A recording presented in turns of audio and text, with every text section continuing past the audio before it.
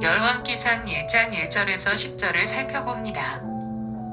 사무엘상 하에서는 사무엘의 탄생으로부터 다윗의 통치 말년까지의 이스라엘 역사 가운데 나타난 하나님의 섭리하심을 보여줍니다. 이제 열왕기상과 열왕기하는 다윗의 임종과 솔로몬의 왕위 계승으로부터 이스라엘과 유다의 멸망에 이르는 약 400년 동안의 선민 역사 가운데 나타난 역사의 주관자 되신 하나님의 섭리하심을 보여줍니다. 먼저 열왕기상 1장 1절에서 4절은 노쇠한 다윗의 모습을 보여주고 있습니다. 그 가운데 본문은 다윗의 통치 말년에 일어났던 아도니아의 반란과 솔로몬 즉위 사건의 배경 설명으로 다윗이 나라 일을 돌보지 못할 만큼 심히 노쇠하였음을 보여주는 대표적 사건으로서 아비삭을 맞아들인 사실을 보여주고 있습니다. 다윗은 이즈음 아마도 70세를 바라다 보았던 것 같습니다. 왜냐하면 다윗은 30세에 왕위에 올라 헤브론에서 7년 반, 예루살렘에서 약 33년간 이스라엘을 통치했기 때문입니다. 결국 하나님의 마음에 합한 자로서 분열되었던 이스라엘을 통일하고 위대한 업적을 쌓았던 다윗도 이제 원기를 잃고 임종을 눈앞에 두게 된 것입니다. 따라서 다윗은 그의 뒤를 이을 후계자를 결정해야만 했습니다. 물론 다윗은 이미 솔로몬을 그의 후계자로 내정했던 것으로 보입니다. 그럼에도 불구하고 다윗은 아직은 솔로몬을 공식적인 후계자로 반포하지는 않았습니다. 그러자 아도니아가 다윗의 노쇠함을 틈타 스스로 다윗의 공식적인 후계자로 자처하고 나서기에 이른 것입니다. 그런데 이러한 사실들은 고대 왕조에서는 흔히 있을 수 있는 일입니다. 왜냐하면 대부분의 고대 국가가 한 왕을 중심으로 움직여 나갔기 때문입니다. 그럼에도 불구하고 우리가 여기서 간과해서는 안 될 사실이 있습니다. 그것은 이스라엘 역사 가운데 구체적으로 개입하여 역사하신 하나님의 섭리하심입니다. 즉, 하나님께서는 아직 나이로 보거나 왕위 계승 서열상으로 볼 때 다윗의 왕위를 이을 만한 위치에 있지 않았던 솔로몬을 왕위에 앉도록 만들기 위한 당신의 뜻을 이루기 위해 자기 욕망에 사로잡힌 아도니아를 들어 사용하시고 나단으로 하여금 솔로몬이 왕위에 오르도록 계교를 꾸미게 하셨던 것입니다. 결국 이러한 사실은 인간의 모든 역사의 참주관자는 하나님이심을 여실히 보여주고 있습니다. 그러므로 성도들의 참된 성공 비결은 하나님의 뜻과 말씀에 순종하는 삶에 있다 할 것입니다. 본문은 압살롬의 반역, 셋바의 반란에 이어 다윗의 통치 말년에 아도니아의 반란이라는 또 다른 반역 사건이 일어나게 된 배경입니다. 즉 1절에서 4절은 이제 다윗이 노쇠어 임종을 바라보는 상태에 이르렀음을 증거해 줍니다. 따라서 왕위 계승자를 공식 결정하는 것이 불가피하게 되었는데 이 틈을 타 아도니아가 다윗의 후계자로 자처하고 나선 것입니다.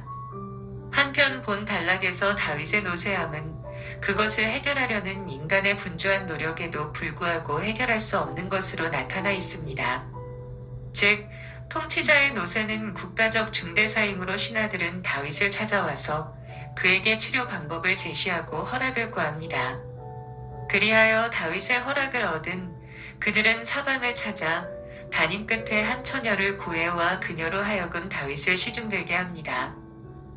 그러나 다윗의 원기는 끝내 회복될 기미를 보이지 않으니 현실적으로 새로운 왕위 계승자를 세우는 것이 시급한 문제였던 것입니다. 결국 이러한 본 단락은 인간이란 어쩔 수 없이 한계를 지닌 존재임을 일깨워줍니다. 즉 세기의 용사여, 영웅인 다윗도 자신에게 찾아오는 노년의 한계를 부정할 수 없었습니다.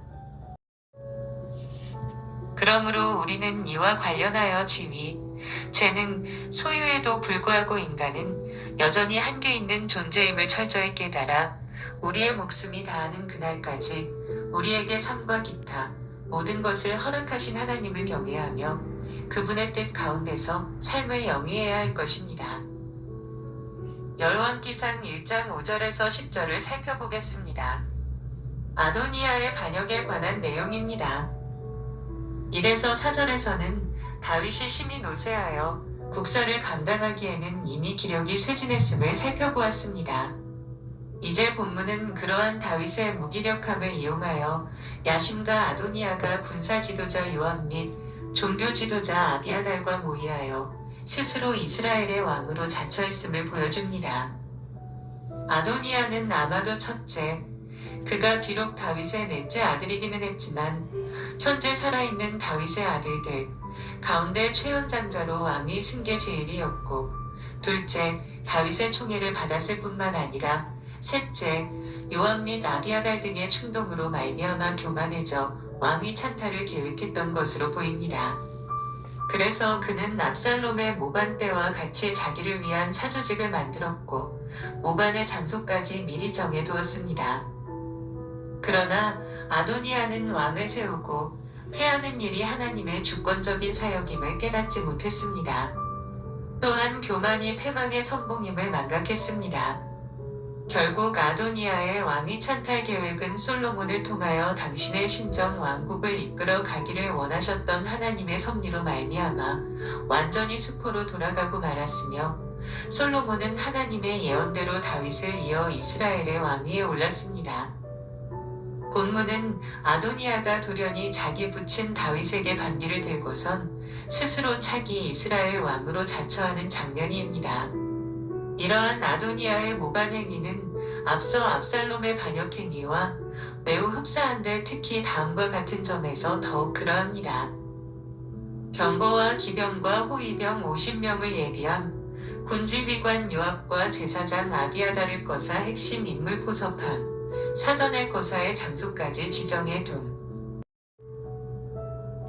그리고 이에 더하여 본 단락은 아도니아가 왕위 찬탈의 야심을 품게 된 원인을 보다 적극적으로 조명해줍니다.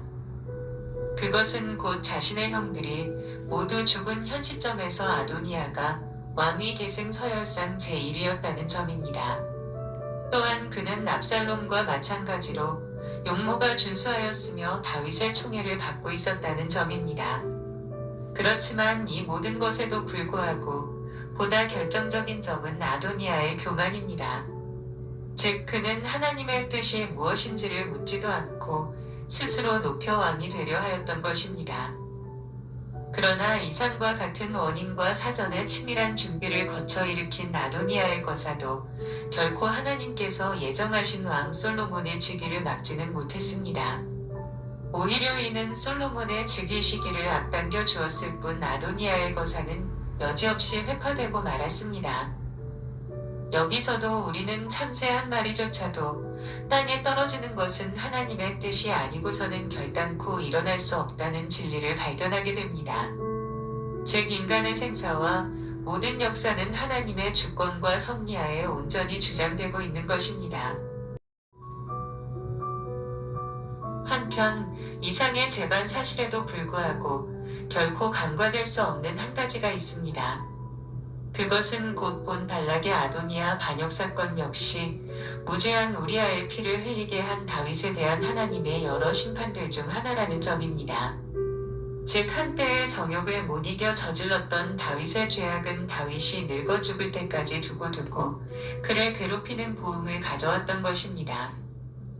따라서 이와 관련하여 우리가 너희는 죄가 너희 죽을 몸을 지배하지 못하게 하여 몸의 사역에 순종하지 말고 너희 지체를 의의 무기로 하나님께 드리라고 한 사도 바울의 교훈을 기억함은 상당히 유익할 것입니다.